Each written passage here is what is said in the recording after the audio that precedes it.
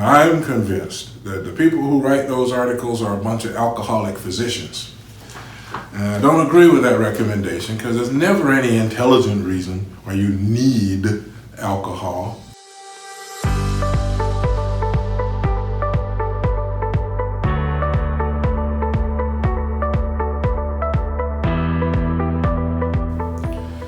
Hello and welcome to this edition of the Wise Medical Minute. Today's talk was inspired by the brothers of the Beta Lambda chapter of the Omega Psi Phi Fraternity in Gwyneth Canada Georgia. So I have to give a shout out to them, and hopefully I'll be giving the same presentation to them live, and if not, you're getting the recording. But the subject matter is men's wellness in general, and I'll get some specifics going as we proceed here. But I consulted a few references trying to come up with what the so-called experts say are the most important issues to emphasize when we're talking about men's wellness. So with that background and my own little 2 cents, hopefully we'll come up with something more than a quarter's worth of information here. But the experts emphasize healthy diet as the first and foremost most important thing to stress. And I have to agree that's important, and in a nutshell, what that means is less calories, more fruits and vegetables, more grains. It's not essential to eliminate meat when you're talking about a healthy diet, but at least minimizing it compared to a so-called normal American diet is a healthy idea. And one of the suggestions that I've used for the maintenance patients who've already lost a lot of weight when we talk about transitioning to a healthy maintenance kind of diet is always have lots of color on your plate. And without having a degree in nutrition, you can accidentally have a healthy diet if you put lots of color on your plate every time you fix it.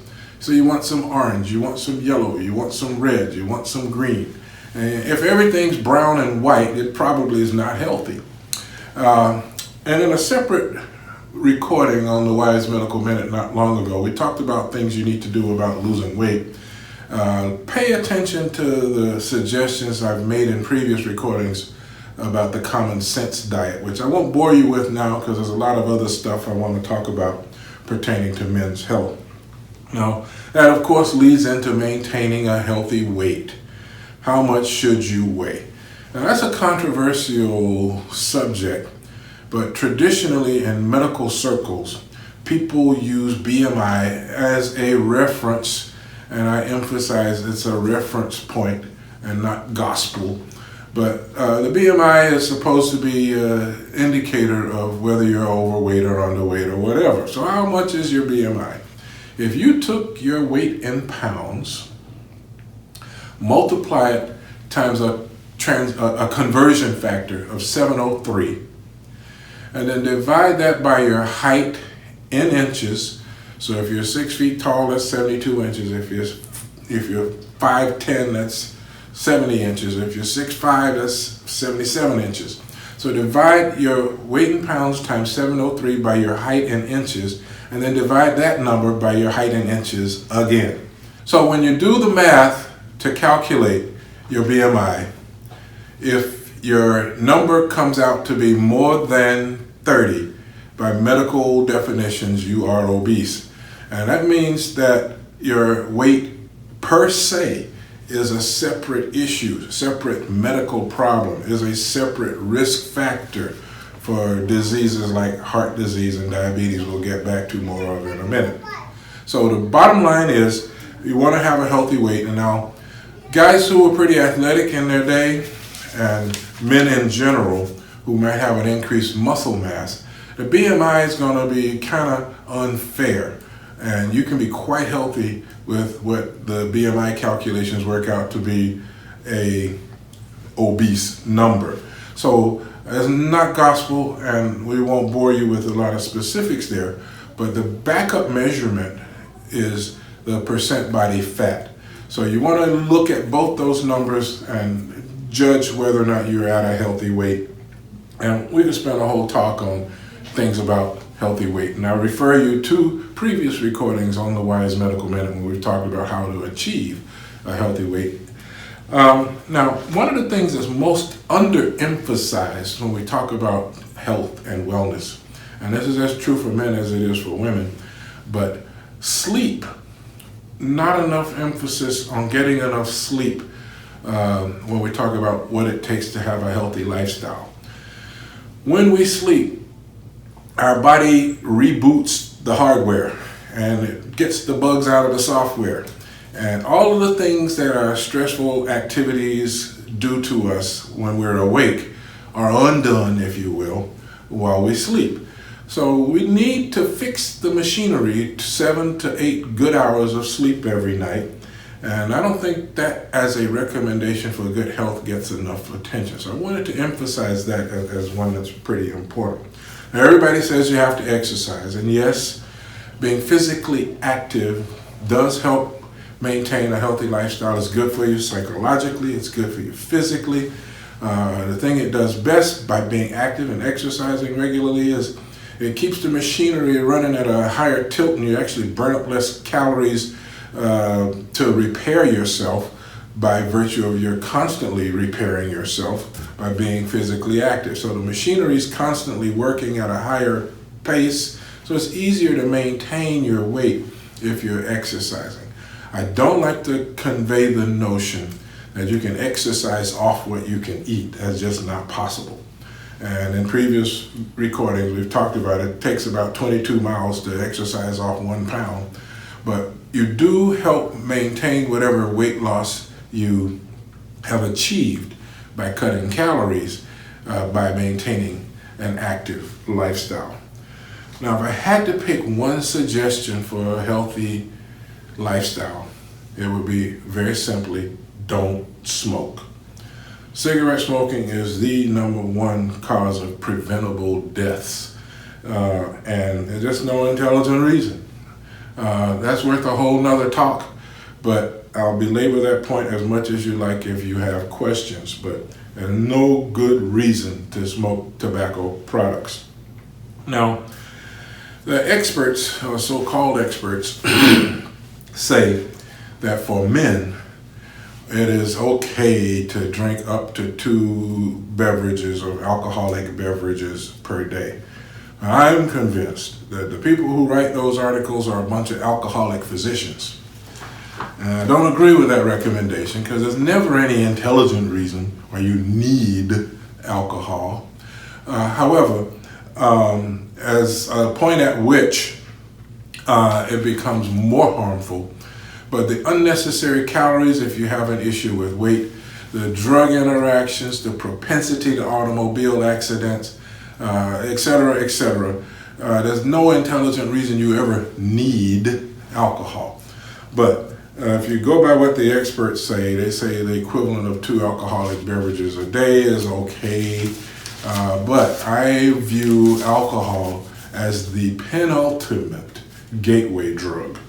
If you think about all the other stupid things people do, tends to occur under the influence of alcohol.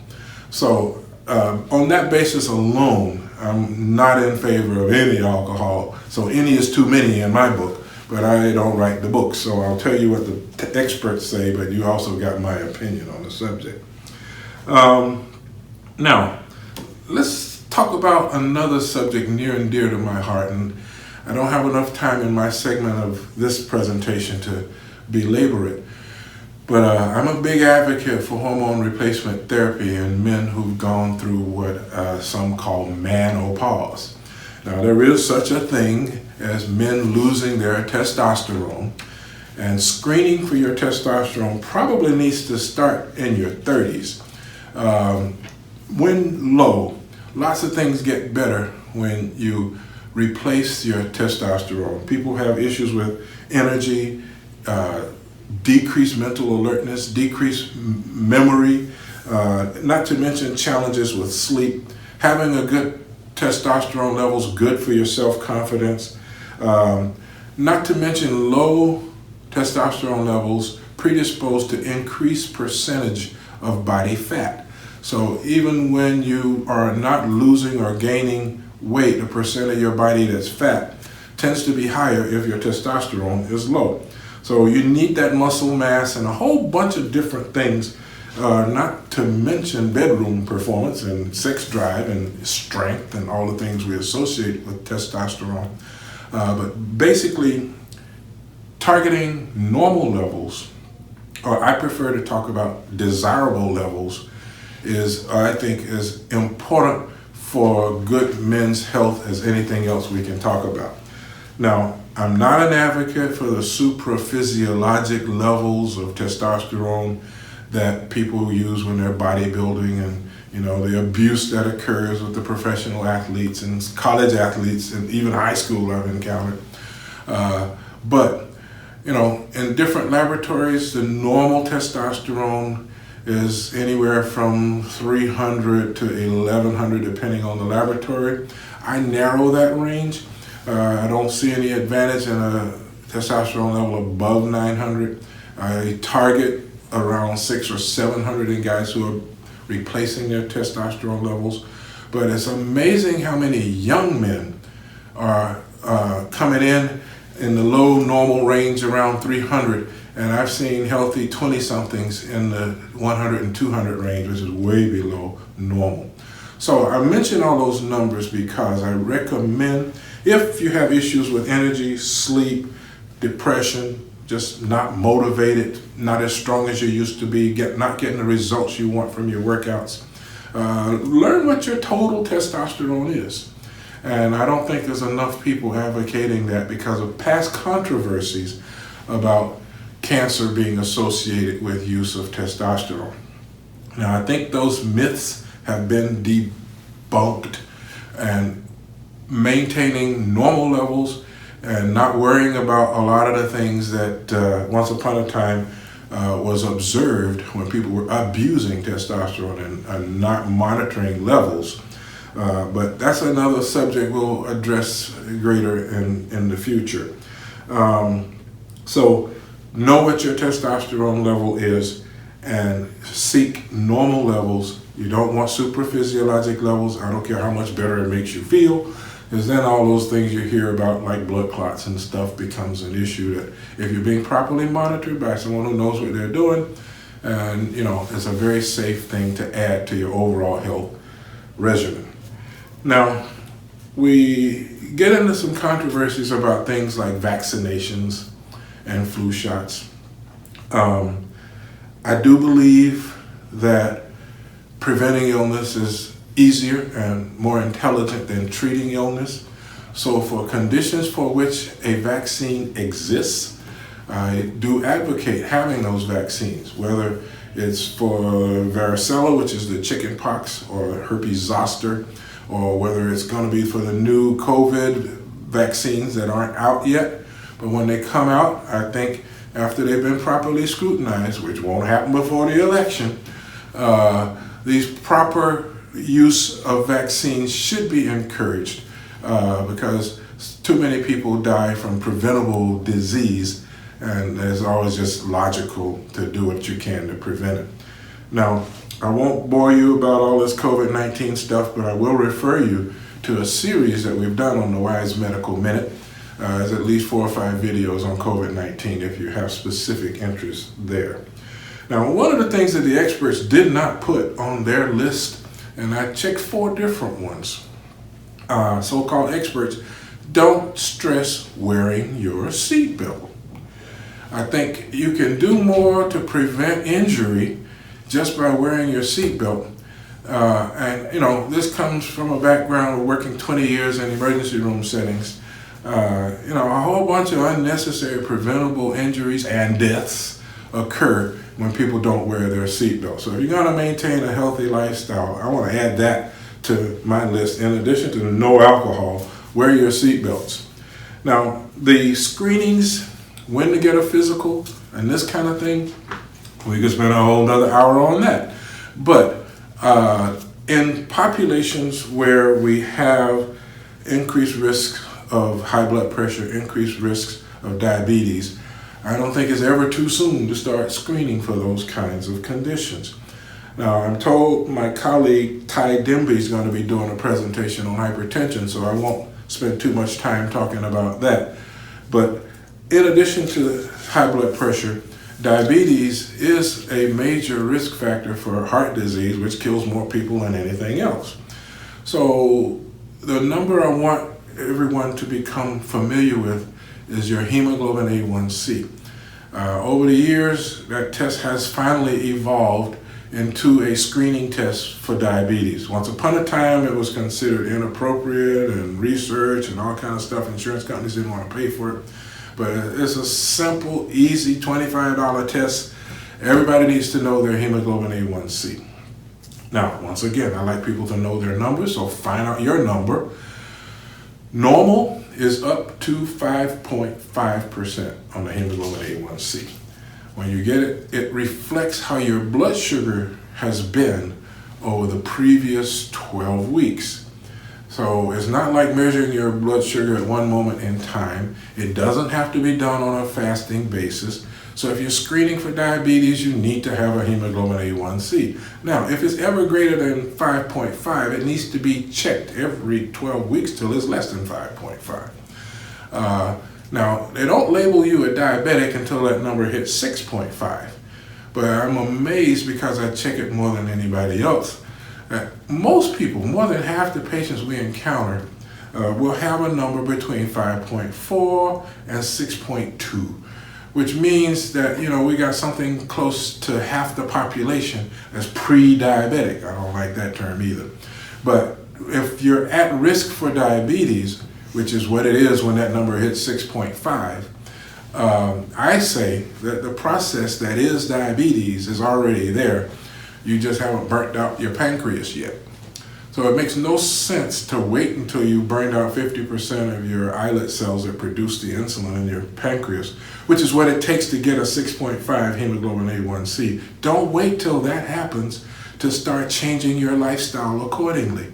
If you start it when your A1C is in that so-called pre-diabetic range, now we're talking about curable disease. You don't have to become a diabetic.